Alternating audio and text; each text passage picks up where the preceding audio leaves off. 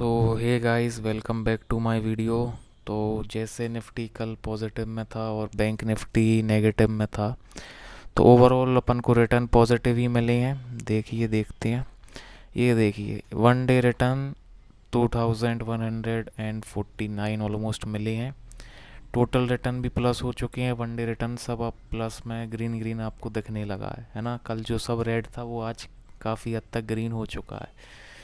तो अभी भी क्वांट अगर आप देखेंगे तो अभी भी इसमें 1,500 का माइनस रिटर्न है, लेकिन काफ़ी कम हो चुका है। अभी और बहुत ज़्यादा था, अभी ये काफ़ी कम हो चुका है।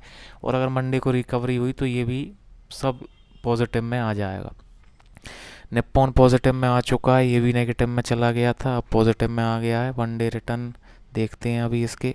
मोतीलाल और पराग पारेख तो पहले से ही पॉजिटिव में थे। वन डे रिटर्न अगर आप देखें तो सबसे ज़्यादा क्वांट ने ही वन डे रिटर्न दिए हैं, निप्पॉन फिर मोतीलाल।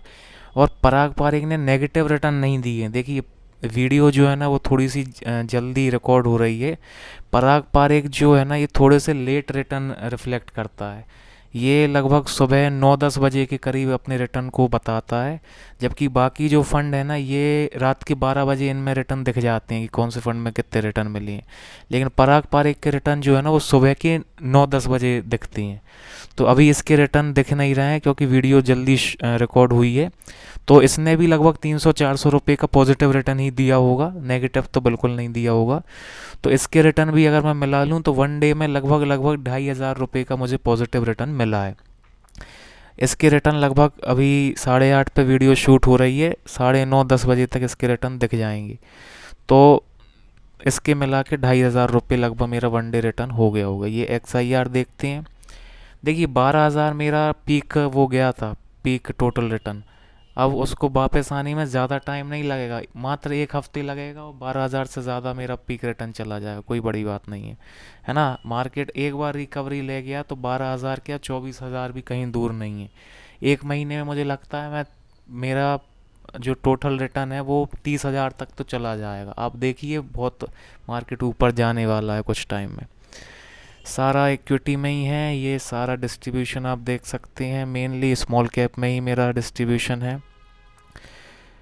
और ये सेक्टर्स देख सकते हैं, ये मार्केट कैप और ये कंपनीज। तो ये थे आज के रिटर्न्स। अब चलते हैं कुछ कमेंट्स की तरफ।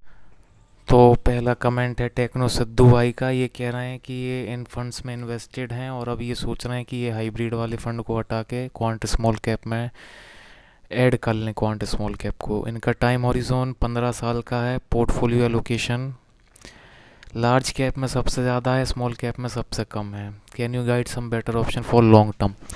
देखिए भाई, आप दो गलतियाँ कर रहे हैं यहाँ पे। सबसे पहला तो आपको खुद को समझ में आ चुकी है। जो हाइब्रिड फंड है उसको बिल्कुल आप क्वांट स्मॉल कैप से रिप्लेस कर दीजिए। बिल्कुल सही डिसीज़न है आपका।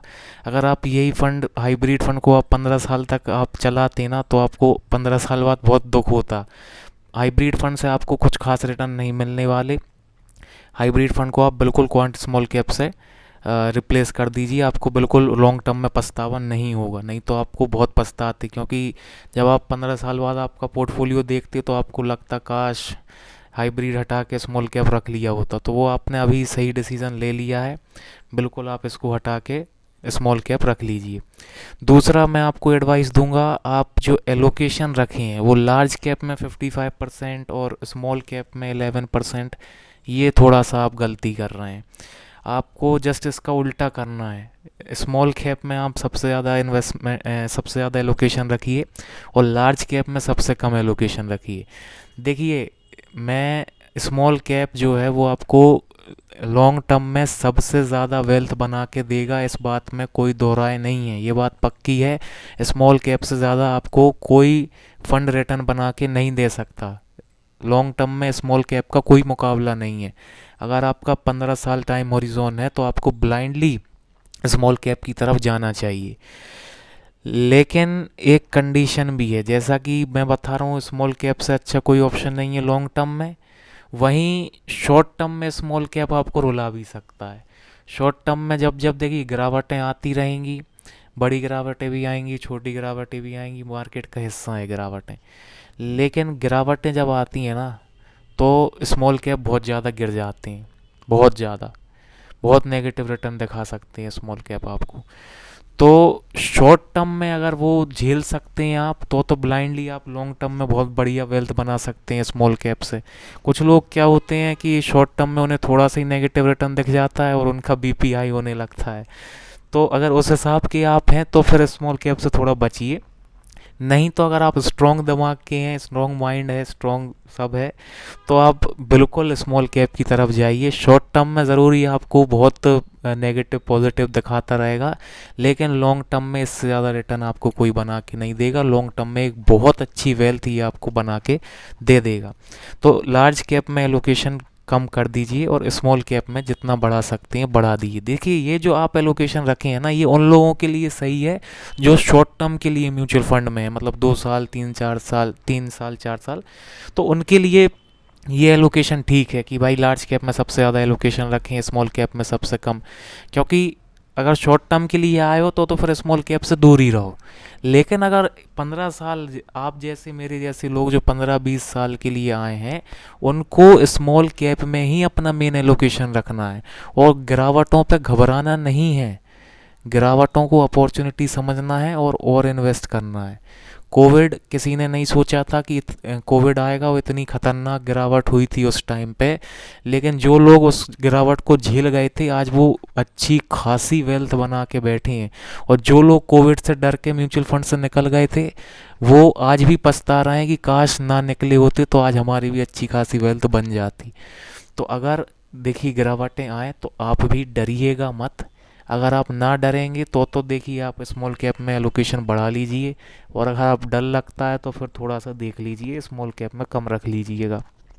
लेकिन 15 साल है तो मैं तो यही कहूँगा स्मॉल कैप में जितना ज़्यादा एलोकेशन आप रख सकते हैं रखिए। तो ये दो एडवाइस मैं आपको दूंगा कि एक तो यही हाइब्रिड को रिप्लेस कर दीजिए क्वांट स्मॉल कैप से, और दूसरी एडवाइस स्मॉल कैप में जितना एलोकेशन बढ़ा सकते हैं उतना एलोकेशन बढ़ा लीजिए। ये दो एडवाइस मैं रहूँगा। बाकी बेस्ट रहेगा Parag Parikh flexi cap, Axis small cap, Motilal mid cap और क्वांट स्मॉल कैप। ये 4 फंड बिल्कुल बेस्ट हैं आपके लिए लॉन्ग टर्म के लिए। आप इन 4 फंड के साथ जा सकती हैं। ठीक है, आई होप आपको समझ में आ गया होगा।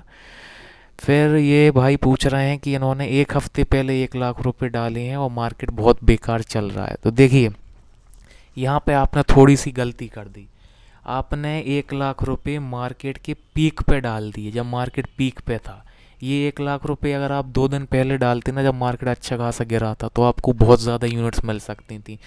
देखिए फॉर एग्जांपल आपने 1 लाख रुपए डाले और तब NAV 280 की चल रही थी, अज्यूम कर लेते हैं, तो आपको 357 यूनिट्स मिली हैं। ठीक है, और यही 1 लाख रुपए अगर आपने गिरी हुई NAV, जब परसों मार्केट अच्छा खासा गिरा था, मान लीजिए तब NAV आ गई हो 266 मान लेते हैं, तो ये देखिए 375 मतलब 57 75 अच्छी खासी आपको एक्स्ट्रा यूनिट मिल सकती थी अगर आप थोड़ी से बाद में गिरे हुए मार्केट में एलोकेशन करते, है ना। ये जो लमसम आपने 1 लाख का किया, ये तब करते तो आपको एक्स्ट्रा यूनिट मिल सकती थी।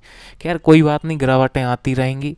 आपको गिरावटों को अपॉर्चुनिटी समझ के तब इन्वेस्ट करना है और गिरावटों से डरना नहीं है। यही मैं हर वीडियो में कहता हूँ, इसको आपको समझना पड़ेगा। गिरावटें आएंगी, इनसे डरना नहीं है।